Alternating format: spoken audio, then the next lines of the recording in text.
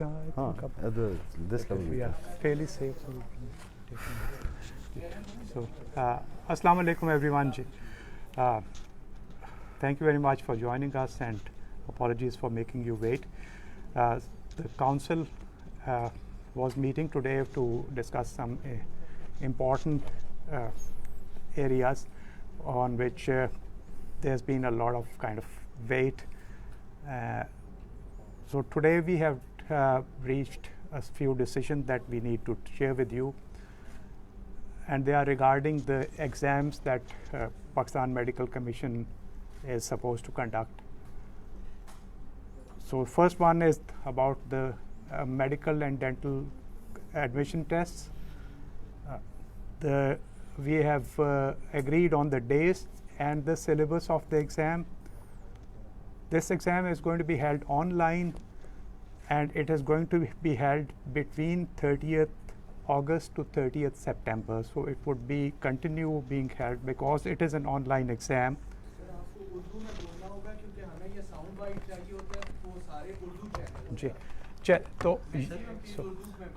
So MD CAT का इम्तहान इंशाल्लाह ऑनलाइन 30 अगस्त से 30 सितंबर तक होगा. इसका सिलेबस जो कि एकेडमिक बोर्ड ने तैयार किया बहुत मेहनत के साथ, उसको आज काउंसिल ने अप्रूव कर दिया है. वो इंशाल्लाह वेबसाइट पे लगा दिया जाएगा. और ये क्योंकि ऑनलाइन इम्तहान है इसलिए ये इन तारीख़ों के दरमियान होगा. सो कैंडिडेट्स को उसके लिए अपनी तारीख़ जो वो चाहते हैं और वो सेंटर वो अप्लाई करेंगे और उनको वो डेट मिलेगी जिस पे वो जाके अपना इम्तहान दे सकेंगे. इसी तरह नेशनल लाइसेंसिंग एग्ज़ाम जो कि इस दफ़ा प्राइमरीली होगा फॉरेन स्टूडेंट्स के लिए, वो उसकी तारीख़ रिटन पार्ट 1 की तारीख़ 20 से 27 अगस्त तक अनाउंस की गई है.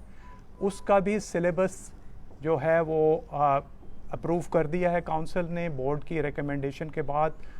इंतहाई मशकूर है हम बोर्ड एकेडमिक बोर्ड के जिन्होंने बहुत मेहनत से ये तमाम बहुत डिटेल सिलेबस तैयार किए और अपनी रिकमेंडेशंस दी. सो इसके बारे में अगर आपको मज़ीद पूछना है आई थिंक आप उसकी टेक्निकल इसमें दो तीन चीज़ें और एक तो examination regulations, conduct of examination regulations भी आज काउंसिल ने पास कर दी हैं. दी एग्जामिनेशन रेगुलेशंस जो हैं ये लेआउट करती हैं कि किस तरह से एग्ज़ाम्स होंगे, स्टूडेंट्स के क्या मेथडोलॉजी होगी. ये पहली बार पाकिस्तान में कम्प्लीटली कंप्यूटर बेस्ड एग्ज़ाम है और ना सिर्फ पाकिस्तान में बट इंटरनेशनली होगा. सो MD CAT for the first time in Pakistan ये पाकिस्तान में भी सेंटर्स में होगा और दुनिया में हर मुल्क में हो रहा होगा जहाँ से बच्चे अप्लाई हमें कर रहे हैं. NLE भी पाकिस्तान में भी हो रहा है और इंटरनेशनली भी हो रहा है. सो ये एक्सेस हर जगह दे रहे हैं.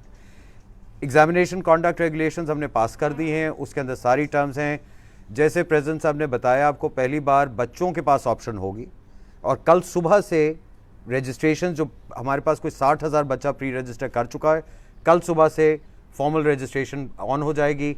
वो आके अपनी सबमिट करें, फ़ीस दें, रोल नंबर इशू हो जाएंगे.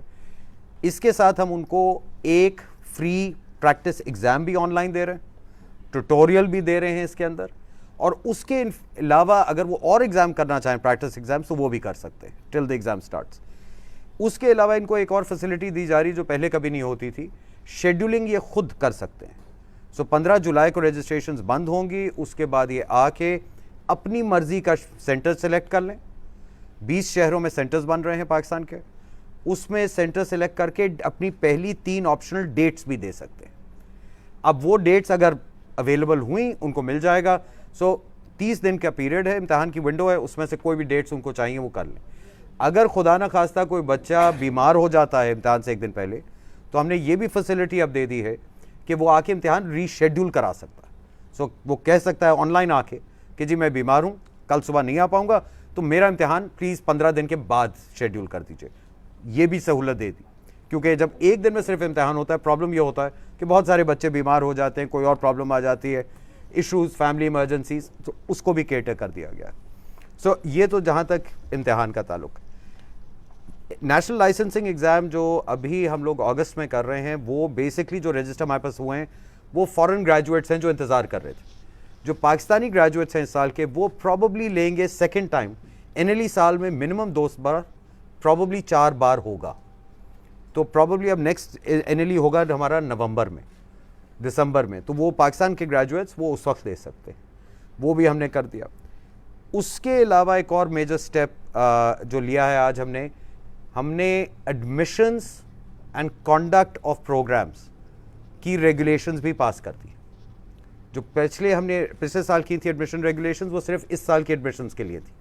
अब लॉन्ग टर्म एडमिशंस कर दी हैं हमने, रेगुलेशंस बना दी हैं, बहुत डिटेल्ड है। जितने इश्यूज हमें इस साल नज़र आए हैं स्पेशली प्राइवेट कॉलेजेस के साथ, उनको हमने केटर फॉर कर दिया। एडमिशंस मैंडेटरीली पाकिस्तान का हर कॉलेज के ऊपर अब रिक्वायरमेंट है 30 जून, यानी जो अभी 30 जून आ रही है, उस वक्त तक सब कॉलेजेस की एडमिशंस खुलनी ज़रूरी है। लास्ट मिनट ये जो भागदौड़ होती है वो ख़त्म। 30 जून को ये एडमिशंस खोलेंगे। आपको बता सकता हूँ आगा खान यूनिवर्सिटी ऑलरेडी खोल चुका है, NUMS is just about to open, बकिया भी सब खोले। बच्चों के पास 6 महीने 5 महीने होंगे, इंटरव्यूज़ दें, जाके देना चाहते हैं, जो अगर कोई टेस्ट रखना चाहता है रखें, जो भी क्राइटेरिया बनाते हैं। काउंसिल ने अपने पास, कमीशन ने ये पावर रखी है कि हम हर एडमिशन को रिव्यू कर सकते हैं, और उसका मेरिट स्ट्रक्चर जो भी डिक्लेयर होगा वो पब्लिकली होगा। कोई बच्चा आपका मेरिट लिस्ट से पहले एडमिट नहीं हो सकता। एक मेरिट लिस्ट निकालेगा हर कॉलेज, और उसी मेरिट लिस्ट के ऊपर बच्चे अपनी एडमिशन ले सकते हैं। अगर कोई बच्चा माशाल्लाह हाई मेरिट पे आ जाता है, पैसे नहीं है प्राइवेट कॉलेज आने के लिए, उसको हमने टाइम दे दिया, वो नेशनल स्कॉलरशिप फंड जो पीएमसी का है उसको अप्लाई करके हमसे स्कॉलरशिप भी ले सकता है, ताकि उसकी एडमिशन कैंसिल ना हो जाए। वो भी स्ट्रक्चर हमने उसमें डाल दिया गया है। सो ये सारी चीज़ें हमने उसको केटर कर दी। तीसरी मेजर डिसीजन जो आज काउंसिल ने किया है, और वो इंशाल्लाह आई थिंक 15 दिन में लॉन्च कर देंगे, for the first time Pakistan में हर एग्जिस्टिंग डॉक्टर की बायोमेट्रिक वेरिफिकेशन मैंडेटरीली इंशाल्लाह 15 जून के बाद स्टार्ट हो जाएगी।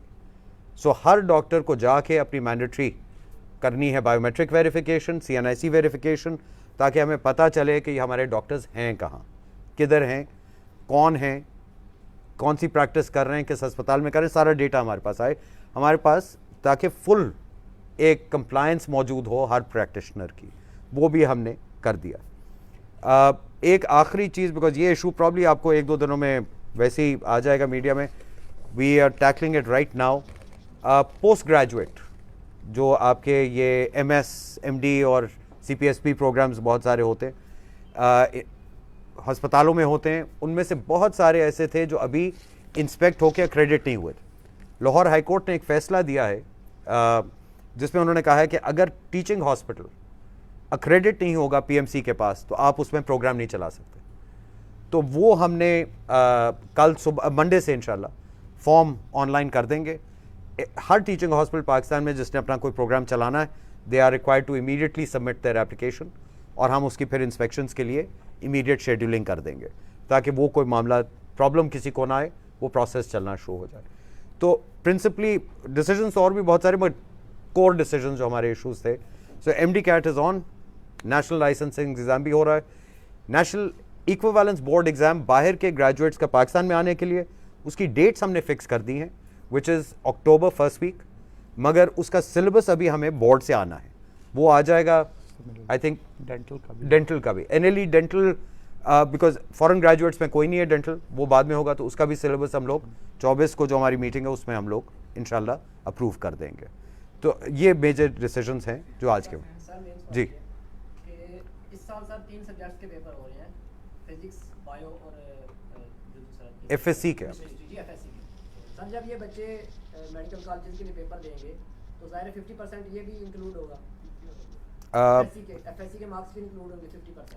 पब्लिक सेक्टर में मैंडेटरी होगा, या पब्लिक सेक्टर में वो अपने हर प्रोविंस अपना बनाएगा मेरिट, प्राइवेट कॉलेजेस अपना बनाएंगे। जो रिपीटर्स हैं उन्होंने तो 9 पेपर दिए हुए हैं। रिपीटर जो पिछले साल जिन्होंने पेपर, जिन लोगों ने FSC का एग्जाम नहीं दिया, पहले दिया हुआ है, वो दोबारा दे रहे हैं। आप इम्प्रूव करने के लिए देखिए, ये फैसला तो कॉलेजेस ने करना है या गवर्नमेंट ने करना है, जो उन्होंने एडमिट करने हैं सर बच्चे? वेटेज तो आप बनाते हैं ना कि 50%? नहीं जी, वेटेज हमने, ये मैं क्लैरिफाई कर ये दूं, clarify कर दूं। इसीलिए कहा कि रेगुलेशंस हमने बना दिए कानून के तहत, पीएमसी एक्ट के तहत। पब्लिक कॉलेजेस जो होते हैं उनके मालिक होते हैं प्रोविंसेस या फेडरल गवर्नमेंट। उनकी वेटेज हर प्रोविंस अपनी अपनी मेरिट लिस्ट स्ट्रक्चर बनाएगा। सिर्फ रिक्वायरमेंट यह है कि एमडी कैट को 50% आप वेटेज देंगे पब्लिक कॉलेज के लिए। पंजाब क्या बनाता है मेरिट का स्ट्रक्चर, वो एफएससी को 30% देता है, मैट्रिक को 20 देता है। सिंध एफएससी को 50% देता है, मैट्रिक नहीं कंसिडर करता। ये उनकी मर्जी है, ये हम नहीं डिटरमिन करेंगे। कोई एक कॉलेज सर अपनी कर सकता है? जी मैं अब अर्ज कर रहा हूँ, जो प्राइवेट कॉलेजेस हैं कानून में ये लिखा है कि वो अपना क्राइटेरिया बनाएंगे। हमने जो रेगुलेशंस आज अप्रूव की हैं उसमें हमने ये लिखा है कि जो भी कॉलेज पिछली इंस्पेक्शन के तहत, लास्ट उसकी जो भी इंस्पेक्शन होगी, अगर वो ए ग्रेड है यानी ए ग्रेड एंड अबव, तो वो जो मर्जी अपना क्राइटेरिया बनाए। रिव्यू हम जरूर करेंगे रीजनेबलनेस के लिए, मगर क्राइटेरिया वो खुद बना ले। जो कॉलेज ए ग्रेड से कम है उसके ऊपर हमने रिस्ट्रिक्शन लगा दी है कि आई थिंक 20% या 25% मैंडेटरी एमडी कैट जरूरी है, और उसी तरह से I think certain percentage FSc की है। एमडी कैट का पास मार्क्स 65% कर दिए गए हैं, सॉरी मैं भूल गया था, 65। एनएलई के पास मार्क्स 70%, ठीक है जी। और एफएससी में या जो भी आपका ए लेवल्स इक्विवेलेंस, वो भी आपको मिनिमम 65% नंबर लेने हैं। That is the eligibility criteria वो बनाएंगे। सो एक प्राइवेट कॉलेज जरूर अपना क्राइटेरिया बना सकता है, हमने वेटेज नहीं उस तरह से डिटरमिन करी। पिछला साल कई मरतबा हमने देखा कि यहाँ पर एहतजाज और धरने दिए गए फॉरेन ग्रेजुएट्स की जानिब से। जी उनके कुछ मसाइल गालबन अब तक भी बाकी हैं, जिसमें जो ब्लैक लिस्ट और ग्रे लिस्ट कॉलेजेस थे इंटरनेशनली, वो एक तो कहाँ तक उनका इशू पहुँचा, दूसरा जो बलूचिस्तान और फाटा के स्टूडेंट्स साल भर एहतजाज करते रहे मुख्तलिफ मौके पे कि उनका कहना था कि उनको जो प्रॉपर सीट्स एलोकेशन है वो नहीं हो पाई। और तीसरा सवाल सर कि जो एमडी कैट का अब आपने जिक्र किया, तो एमडी कैट के लास्ट ईयर नताइज के बाद बहुत सारा शोर शराबा हुआ, आपने भी मुतादिद मरतबा प्रेस कॉन्फ्रेंसेस की, तो अब की बार जो नताइज हैं उनको प्रॉपरली क्लियर रखने के लिए और उनमें कोई परेशानी ना आए, उसके लिए क्या कुछ स्पेशली आप लोग रिव्यू कर रहे हैं इस सारे प्रोसेस को? आपके तीसरे सवाल का जवाब पहले, जी जी ठीक है। एमडी कैट का प्रेजेंट साहब ने अभी आपको बताया ना, एमडी कैट का सिलेबस एकेडमिक बोर्ड ने बनाया।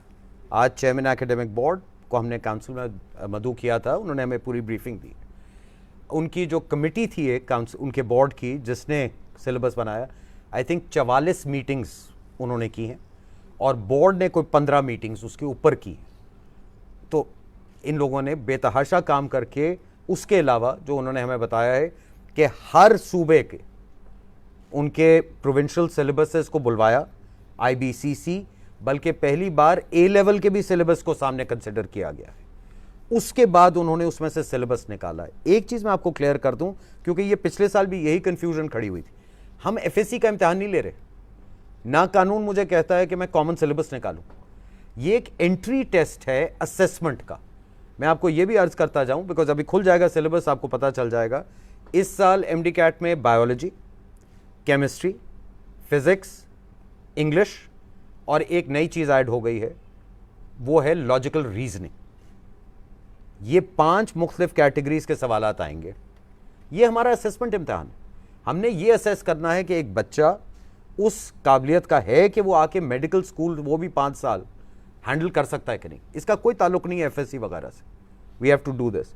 सिलेबसेस हम ज़रूर इस्तेमाल करते हैं जो हायर सेकेंडरी एजुकेशन के, उसी में से निकालते हैं। आज उन्होंने कुछ चीज़ें हमें बताई हैं, हम खुद भी थोड़े हैरान परेशान थे वो जब उन्होंने असेस किए हैं कुछ प्रोविंसेस के, मैं नाम नहीं लूँगा, सिलेबसेस। एक प्रोविंस ने अपनी बायोलॉजी के सब्जेक्ट्स में से मेल रिप्रोडक्टिव सिस्टम पढ़ा रहे हैं, फीमेल नहीं पढ़ा रहे हैं, निकाल दिया। ठीक है जी। उसी तरह से एनाटॉमी में कुछ चीज़ें डाल दी, कुछ नहीं डाली।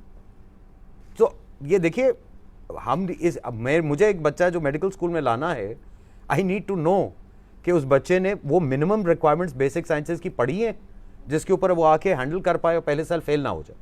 अब अगर एक बोर्ड या एक सूबा कहता है कि मैंने बायोलॉजी सिर्फ प्लांट पढ़ानी है, आई कांट हेल्प इट।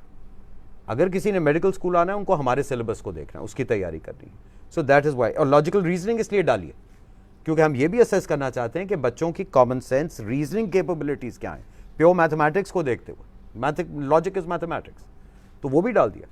सो ये तो आपके तीसरे सवाल का जवाब है। और इस बार आई डोंट थिंक आपको कोई प्रॉब्लम उसमें नज़र आएगी। It's our syllabus, it's ours, हमें किसी प्रोविंस के ऊपर रिलाई नहीं करना होता। उसके बाद आपका सवाल था फॉरेन स्टूडेंट्स। फॉरेन स्टूडेंट्स का मैंने अभी अर्ज किया, उनका बेसिक मसला ये था कि उनके पाथवेज हैं, हमने यूनिवर्सिटीज़ असेस की थी, कॉलेजेस असेस की थी, प्रेसिडेंट साहब हेडेड दैट टीम। देखिए कुछ कॉलेजेस को हमने लिस्ट ए में ले आए कि ये हम रिकग्नाइज करते हैं, उनकी लाइसेंसिंग हो गई। जो बी और सी है उसके ऊपर एक पाथवे है जिसमें उसको नेशनल लाइसेंसिंग एग्जाम देना है, वो अब अगस्त में आपको आज अनाउंस कर दिया, 20 अगस्त से वो लाइसेंसिंग एग्जाम शुरू हो जाएगा। अल्हम्दुलिल्लाह रजिस्टर करिए, आके इम्तिहान दीजिए, इंशाल्लाह पास करें, आपको लाइसेंस मिल जाएगा। पहला सवाल आपका एचईसी था शायद, फाटा और बलूचिस्तान। वो एचईसी की स्कॉलरशिप है, फाटा बलूचिस्तान नहीं होता, एचईसी की स्कॉलरशिप प्रोग्राम है। देखिए उससे मेरा कोई ताल्लुक नहीं, ना पीएमसी के से कभी ताल्लुक था, ये कन्फ्यूजन क्रिएट की गई थी। एचईसी का प्रोग्राम है, एचईसी ने कुछ सीटें उनको चाहिए थी, पब्लिक कॉलेजेस में सीटें चाहिए थी ताकि वो अपने स्कॉलरशिप के जो सिलेक्ट करें बच्चे वहाँ पे उनको भेज सकें। वो सीटें उनको हर प्रोविंस से लेनी थी, हर प्रोविंस के पास जाना था जिनके पब्लिक कॉलेजेस थे, जो मालिक हैं, और उनसे कहना था मुझे सीटें एलोकेट कर दें, क्योंकि उन सीटों का खर्चा प्रोविंस उठाता है, सब्सिडाइज सीट होती है ना, वो तो आपको पता है पब्लिक कॉलेज की जो फीस है वो तो 20-30 हज़ार रुपये कुछ बनती है, तो उनको कॉलेज से लेनी, वो प्रोविंस से लेनी थी, इन्होंने नहीं ली थी, एचईसी ने मांगी नहीं थी। लास्ट मिनट पे कोशिश की, प्रॉब्लम आई, प्रोविंसेस ने कर ली है, सीटें दे चुके थे पहले, प्रोविंसेस हमारे पास आए, सब हमारे पास है, हमने कहा हम कर देते। हमने प्रोविंसेस ने जो अपने पब्लिक कॉलेजेस असेस करवाए हमसे, उनको असेस करके हमने सीटें एनहांस कर दी, ठीक है।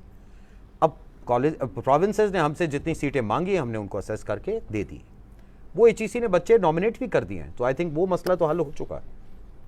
और जी कोई सवाल? सर ये पिछले साल भी सर हमने देखा था कि जो वेटेज का मिसाइल थे, इस साल भी वेटेज के मिसाइल में समझ आ रहे हैं। आपने जैसे कहा कि कानून के तहत मिनिमम 50% वेटेज जो आपकी तरफ से public college, minimum public college minimum 50% जी, वो जो आप सावधीद आपकी बढ़ाई भी जा सकती है। तो सर इसकी वजह से जो ए लेवल वाले स्टूडेंट्स हैं जो एमडी कैट में जिनके स्कोर 190s में होते हैं या 180s में होते हैं, उनको सर मौका नहीं मिलता है। दुनिया की अच्छी यूनिवर्सिटीज़ में उनको एक्सेप्टेंस रेट आप देखें तो बड़ा अच्छा है, when they come to Pakistan they can not get into a very good reputed medical college. Now what is the, मैं आपको देखिए एक फिगर, आप लोग फिगर से भागते हैं, हम लोग फिगर्स पे काम करते हैं। इस वक्त A2 का इम्तहान हो रहा, अभी आई थिंक गवर्नमेंट ने अलाउ किया A2 का इम्तहान, 21,000 बच्चे हैं पूरे पाकिस्तान में जो A2 का इम्तहान दे रहे थे, लेस देन 10,000 आर साइंस, ठीक है जी। पिछले साल मेरे पास जो बच्चों ने एमडी कैट दिया उसमें से 6,000 थे अप्रॉक्सीमेटली जो ए लेवल स्टूडेंट थे, 1,20,000 थे जो एफएससी थे, ठीक है जी। तो एक पहली बात तो ये समझ लीजिए कि 5% से कम, दैट इज द नंबर। मगर दो चीजें कर रहे हैं, इवन दो 5% से कम है, हम वो हैं तो हमारे ही बच्चे ना, किसी को हम लोग डिस्क्रिमिनेट नहीं करना चाह रहे। आपको मैंने अर्ज किया पहली बार बोर्ड ने ए लेवल के भी सिलेबस को कंसिडर किया है जब उन्होंने उसको इक्वेट किया है, तो that is been taken care of. का मसला है अब आ जाए पब्लिक कॉलेज, मैं फिर अर्ज किया मेरे पास पावर नहीं है, सूबा फैसला करता है। अगर सूबों की ये मर्जी है, वो कहते हैं कि आईबीसीसी का इक्विवेलेंस इस्तेमाल होगा, तो वो उनकी मर्जी है, मेरी नहीं, मैं कुछ नहीं कर सकता, मेरे पास कानूनी कोई पावर अथॉरिटी नहीं है, एमडी कैट की वेटेज बढ़ाने की तो सावधि है ना। नहीं वो भी है, कानून नहीं में, है, वो भी कानून में 50% फिक्स्ड है, मैं उसको 51 नहीं कर सकता, मिनिमम लिखा हुआ है नहीं सर, कानून में सूबे की पावर है 50% अपना क्राइटेरिया बनाने की। हाँ, सूबा कर सकता है, सूबा डिसाइड कर ले 60% दे दो, वो उनकी मर्जी है, मेरी नहीं। प्राइवेट कॉलेजेस की हद तक हमने जो अभी रेगुलेशंस बनाई हैं उसके अंदर हमने उनको कहा है आप अपना क्राइटेरिया बता दीजिए। ज़रूर प्राइवेट कॉलेज आके एक क्राइटेरिया बना सकता है जहां वो अपनी इक्विवेलेंस कर सकते हैं ए लेवल और एफएससी की। और आपके बाय द वे जितने बड़े यूनिवर्सिटीज़ कॉलेजेस हैं पाकिस्तान में वो करते हैं प्राइवेट सेक्टर में, लम्स हो गया, आईबीए हो गया, आगा खान हो गया, आपको पता है ये आईबीसीसी का सर्टिफिकेट तो नहीं लेते, they do their own equivalence. So but जो भी करेंगे इक्विवेलेंस ला के हमें दिखानी पड़ेगी, रिव्यू करवानी पड़ेगी। अच्छा सर, ये बता दीजिए जी। कि आपने डॉक्टर्स की बायोमेट्रिक बिल्कुल। वेरिफिकेशन के हवाले से बात की, इसको मज़ीद एलाबोरेट कर दें, क्या होगा, क्या फ़ायदा के हवाले से दफ्तर आने की कोई नहीं हॉस्पिटल दफ्तर नहीं आएंगे। क्या ओवरऑल उसमें क्या मकसद क्या है? 2.5 लाख से ज़्यादा डॉक्टर मेरे पास मेरे रिकॉर्ड्स में रजिस्टर्ड हैं। बहुत सारों की मेरे पास CNIC का रिकॉर्ड नहीं था। बहुत सारे ऐसे हैं जिनका मुझे ये नहीं पता कि वो प्रैक्टिस कर रहे हैं, ज़िंदा हैं, इंतकाल कर गए। क्योंकि देखिए, एक ख्याल रखिए, और ये अनफॉर्चुनेटली सबको पता है, PMC से पहले कोई डेटा रखा नहीं जाता था, कोई डेटा मेंटेन तक नहीं किया जाता था। ये मैं दावे से कह रहा हूँ, आज पाकिस्तान के किसी सूबे के पास ये रिकॉर्ड नहीं है कि उनके सूबे में कितने डॉक्टर इस वक्त मौजूद हैं या कहाँ मौजूद हैं, क्योंकि ये आज तक रिकॉर्ड रखा ही नहीं गया है। ये हमारा काम था, रेगुलेटर का काम है, लाइसेंसिंग रेगुलेटर का काम है। तो अब हम कर रहे हैं। बायोमेट्रिक से मुझे ये पता चल जाएगा कि डॉक्टर साहब हैं, और पहला बायोमेट्रिक हम तकी साहब का करवा देंगे, ठीक है ना। ये मुझे फिर पता चलेगा, और ये जब आएंगे ऑनलाइन, इनको आके डिजिटल आईडी क्रिएट करनी है। मैं कहूँ को 20,000 कर चुके हैं bye the way already. Digital ID create करेंगे, अपना नाम देंगे, करंट एड्रेस देंगे, CNIC देंगे, मुझे ये बताएंगे कि वो कहाँ काम कर रहे हैं, किस शहर में रह रहे हैं, ठीक है जी। उसके बाद उनको एक नंबर जाएगा, उस नंबर को लेके वो किसी भी डेजिग्नेटेड सेंटर में जाके करवा लें बायोमेट्रिक, या अस्पतालों में हम लोग प्रोवाइड करेंगे कायोस्क्स, वहाँ पे करवा लें। और अगर कोई डॉक्टर साहब घर पे बुलवाना चाहते हैं, हम वहाँ पे भी सर्विस दे देंगे। सर कितना टाइम पीरियड आप दे रहे हैं कि इसके दौरान वो कर लें, वरना आप लाइसेंस कैंसिल कर सकते 45 से हैं? 45 दिन उसके बाद क्या? Licence suspend. अच्छा सर, PMDC होता था या आप PMC आया, जो ये रूटीन की रजिस्ट्रेशन प्रोसेसेस होते हैं, जो डिग्री कंप्लीट करने के बाद MBBS या BD प्रोविजनल लाइसेंस, आप लोगों से जो लाइसेंसेस लेने होते हैं, उसमें कई मरतबा PMDC से लेके अब तक डिले बहुत ज्यादा आ रहा है। आप आज की बात करिए। आज इस वक्त का आप यही पूछना चाह रहा हूँ, आप क्या हालात? अब On- सब और इस वक्त जो आपके स्ट्रेट फॉरवर्ड जो आप लाइसेंस का केस आता है, उसमें जनरली 24 घंटे के अंदर अंदर उसको हो जाता है, क्योंकि ऑनलाइन कर रहे होते हैं। मोस्टली एप्लीकेशंस 24 घंटे के अंदर अंदर प्रोसेस होके उनको डिस्पैच हो जाता है लाइसेंस। माइंड यू, किसी के हाथ में नहीं दिया जाता, हाँ। उनके एड्रेस पे डिस्पैच किया जाता है कोरियर के थ्रू। कुछ ऐसे केसेस होते हैं जैसे कि जहाँ पे कि हमें कुछ वेरिफिकेशंस कराना होती हैं, वहाँ पे वो टाइम जो वेरिफिकेशन का है, जैसे फॉरेन क्वालिफिकेशंस हैं, उनकी वेरिफिकेशन का जो टाइम है वो है। कुछ केसेस में फॉरेन जैसे पोस्ट ग्रेजुएट क्वालिफिकेशंस हैं, उनके ऊपर हमारी बहुत सारी डेलिब्रेशन हो रही है। क्योंकि देखें, एक चीज़ जहन में रखें कि जिस डॉक्टर को भी आपने लाइसेंस देना है, उसने यहाँ आके प्रैक्टिस करनी है, आपका हमारा इलाज करना है, और एक बार मिल गया तो मिल गया। अब बहुत सारी जो आपने ख़ास तौर पे कॉलेजेस की, यूनिवर्सिटीज़ के लिस्ट्स की बात की थी, हमारा बाहर के कॉलेजेस पे कोई कंट्रोल नहीं है। एक स्टूडेंट अपनी मर्ज़ी से अपने रिस्क पे जाके वहाँ दाखिला लेता है, वो वापस आता है, वापस आके वो मुतालबा करता है कि मुझे एज़ मेडिकल ग्रेजुएट तस्लीम किया जाए। अब एक तरीका तो ये है कि आप एक इम्तहान ले लें, जो पहले होता था। अब उस इम्तहान के नतीजे में भी हमें, उसके बावजूद भी हम ये तो नहीं कर सकते कि किसी को कहें कि आप कॉलेज भी दाखिल ना हो, आप घर बैठे तैयारी करके इम्तहान दे दें। सो आपको ये सर्टन करना है कि जहाँ से वो पढ़ के आया है, क्या वो एक वैलिड कॉलेज है, जिसके लिए बाकायदा एक क्राइटेरिया बना दिए गए, जिसमें कहा गया कि वो कॉलेज जो कि उस मुल्क से जहाँ का रेगुलेटर को दुनिया के बड़े रेगुलेटर तस्लीम करते हैं, उनकी बाकायदा प्रॉपर तरीके से उन इंस्टीट्यूशंस की इंस्पेक्शंस वगैरह करके कर रहे हैं, उनको एक डिफरेंट कैटेगरी में डाला गया। जो उसमें नहीं आते थे उन स्टैंडर्ड पे पूरे आते थे, और कोशिश की गई कि जो अच्छे कॉलेज से आए उसके लिए वापसी पे रास्ता सीधा किया जाए। सेकंड, पोस्ट ग्रेजुएट क्वालिफ़िकेशन है, वहाँ पे भी हमें ये सारे हम पाथवेज बना रहे हैं कि जिन मुल्कों की ट्रेनिंग के बारे में हमें यकीन दहानी है, वहाँ के स्पेशलिस्ट को हम सीधा ला के एज स्पेशलिस्ट एक्सेप्ट कर लें और इस हिसाब से कैटेगरी करें, क्योंकि एक बार जब वो यहाँ आ जाएगा तो वो एज स्पेशलिस्ट आपको ट्रीट कर रहा होगा। वो जो ऐसे केसेस होते हैं जहाँ पे के वेरिफिकेशंस की चाहिए होती हैं या दोबारा असेसमेंट डिग्री की चाहिए होती है, वहाँ कुछ टाइम लगता है, और वो हमें कानून 3 महीने का टाइम देता है। जो CT प्लस या दीगर सर्टिफिकेशंस हैं जो आपसे मुतल्लिका लेनी होती है मुख्तलिफ स्टूडेंट्स को या डॉक्टर्स को, क्या उसके लिए भी आप यही 2 दिन का ही टाइम जी पीरियड? देखिए, प्रोसेस सारे ऑनलाइन हो गए हैं। अच्छा, आप अप्लाई करते हैं, अब इस वक्त आपकी कोई आप कितने अरसे में मिल जाता है जी वही बात कर रहा हूँ कि अगर आप इस वक्त अपना रिन्यूअल लाइसेंस कर रहे हैं और आपके सारे डॉक्यूमेंट इन ऑर्डर हैं तो आपको सेम डे मिल जाएगा, आपका सेम डे डिस्पैच हो जाएगा, प्रोसेस हो जाएगा, अगले दिन तक सुबह डिस्पैच हो जाएगा। इसी तरह के जो इन कैटेगरीज़ के जो लाइसेंसेस हैं जहाँ पे कि अगर एक बच्चा जिसके के कॉलेज के रिज़ल्ट आ चुके हैं, अब उसको प्रोविजनल लाइसेंस लेना है, यूनिवर्सिटी ने उसका रिज़ल्ट अपलोड कर दिया, कॉलेज ने अपलोड कर दिया हमारे पास वेबसाइट पे, हमारे डेटाबेस में आ गया, वो बच्चा अप्लाई करेगा, उसको प्रोविजनल उसी तरह हो गया, क्योंकि एक 5 मिनट का प्रोसेस है, आपके सामने स्क्रीन पे उसकी एप्लीकेशन आती है, उसको चेक करते हैं। अभी कुछ प्रॉब्लम बाज़ औक़ात ये हो रही है कि अभी बच्चे ऑनलाइन जो अप्लाई कर रहे हैं उसमें बाज़ औक़ात उस प्रोसेस में गलतियाँ करते हैं, जिस केस में उनके पास ऑब्जेक्शन वापस जाती है, उनको क्लियर करना पड़ता है। लेकिन उस केस में भी उसी वक्त उसको SMS चला जाता है, ईमेल चली जाती है कि आप ये ऑब्जेक्शन रिमूव करें। सो जैसे ही क्लियर हो जाता है, क्वालिटी चेक हो जाता है, तो उसी सेम डे पे वो डिस्पैच के लिए चला जाता है, नेक्स्ट डे मॉर्निंग तक वो कॉरियर हो जाता है।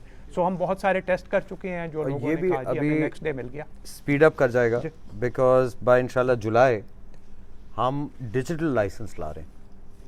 सो PMC जो एक चीज़ हमने पहले दिन अनाउंस की थी कि हमारा बिल्कुल ऑब्जेक्टिव है कि 1 साल के अंदर अंदर इसको इंशाल्लाह पाकिस्तान का पहला कंप्लीटली डिजिटाइज्ड रेगुलेटर बना दे। वो इंशाल्लाह वहाँ पे जा रहे हैं हम। आपका लाइसेंस इसके बाद पोस्ट ही नहीं करना पड़ेगा, डिजिटल लाइसेंस होगा। नादरा से हम बात कर चुके हैं, इंशाल्लाह अगस्त के बाद हर डॉक्टर का लाइसेंस उसका CNIC नंबर होगा, आपको अपने अलग नंबर ढूंढने की ज़रूरत ही नहीं, यूनिक ID है। एक और चीज़ मैं आपको बता दूं बिकॉज वो भी अल्टीमेटली रेलिवेंट है विद समथिंग। हमने आज एक लाइसेंस ऐड किया है, एक कैटेगरी ऑफ लाइसेंसिंग ऐड की है, and that is a temporary licence for telemedicine. Because telemedicine बेतहाशा बढ़ गई है पाकिस्तान में। बेतहाशा डॉक्टर हैं पाकिस्तान से बाहर बैठे हुए जिनको हम नहीं जानते, जो टेलीमेडिसिन पे वो प्लेटफॉर्म्स के ऊपर सर्विस दे रहे हैं।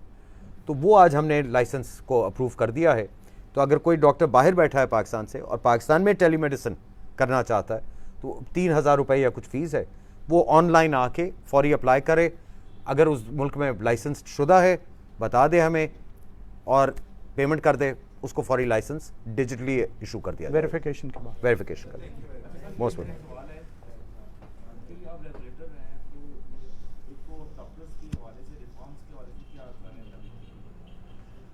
डॉक्टर्स के रिफॉर्म का क्या मतलब? अच्छा, इसमें थोड़ा सा हम कोड ऑफ एथिक्स को बता दें कि हम रिव्यू कर रहे हैं। नहीं, वो देखिए मैं इसीलिए कहा कि अभी रेगुलेशंस आप पढ़ लीजिएगा, तो मैं इतना टाइम नहीं लेना चाह रहा था। अभी जो हमने कॉन्डक्ट ऑफ प्रोग्राम्स की है उसके अंदर पहली बार by the way house jobs का क्लियर कर दिया है। अब एक टीचिंग हॉस्पिटल, कोई भी अस्पताल जहां हाउस जॉब होना है, उसको पहले हमारे पास आके इंस्पेक्शन करा के क्रेडिट होगा और हाउस जॉब की सीटें एलोकेट होंगी। खुलेआम नहीं होगा, नहीं जी, पहले खुलेआम, पहले खुले था, अब सीटें एलोकेट होंगी और हर हाउस जॉब पेड होगा, अनपेड हाउस जॉब्स नहीं होंगे। और हर हाउस जॉब के रिजल्ट हमें दिया जाएगा। नहीं, ये पहले मौजूद नहीं था जी। 5000 भी दी जाती है 5 साल पढ़ने के बाद। भैया आप कानून तो पढ़ लें आप लोग। PMC एक्ट में लिखा है, पार्लियामेंट ने लिखा है कि आप वो पे करेंगे जो पब्लिक सेक्टर में पे किया जा रहा है। तो आप लोग पढ़ तो लेना, उसके बाद हमसे पूछें। अब अगर नहीं दे रहे, मेडिकल ट्राइब्यूनल है, कंप्लेंट फाइल करें। मेडिकल ट्राइब्यूनल मौजूद है, कंप्लेंट फाइल करें। जेल खाना है इसका, तो जेल खाना मौजूद है। ठीक है जी, थैंक यू। ओ यार, ये वोट है, ये किसका है?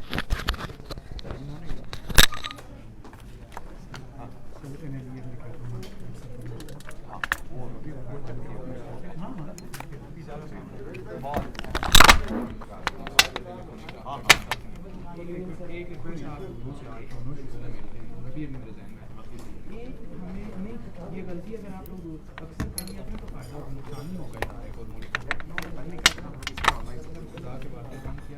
अभी अगर करने एक बात अगर करने तो बड़ी बड़ी केवल ठीक रहे किसी भी किसी भी 2 या 3 घंटे